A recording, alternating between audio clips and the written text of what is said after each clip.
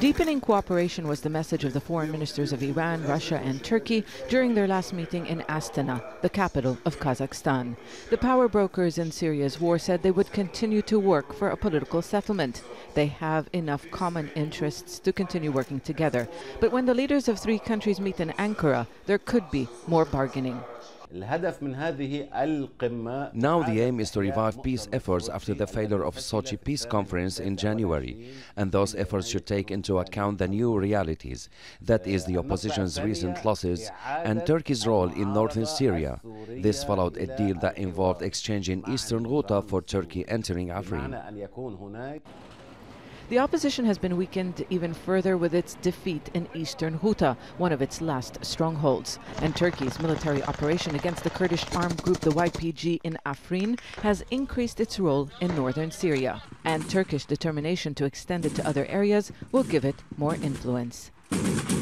Iran is not happy with the free rein that Turkey has been given to enter the Afrin Kurdish zone in northwest Syria.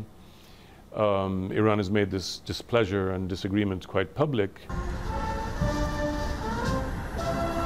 But at the same time, Iran shares Turkey's concerns about the strength and influence of the YPG. Last year, both countries discussed possible joint military action against what they consider separatist Kurdish forces during a visit by the Chief of Staff of Iran's armed forces to Ankara. The two countries are unlikely allies since they support opposing sides in Syria's war, but preserving Syria's territorial integrity draws them together. Iran and Turkey have sizable Kurdish populations and want to prevent the creation of an independent Kurdish state.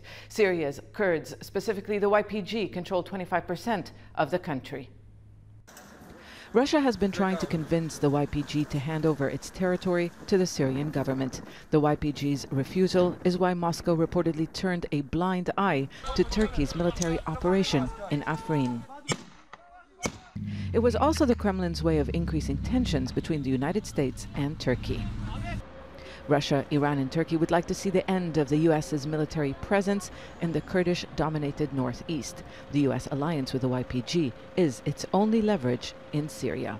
Negotiation between three parts, Russia, Iran and Turkey, just to make a new settlement and to push a Sitana process to finalize let's say, the implication of the Kurd inside this settlement, because if the Kurd will not participate in the Asitana process, we are talking about also a new round of conflict.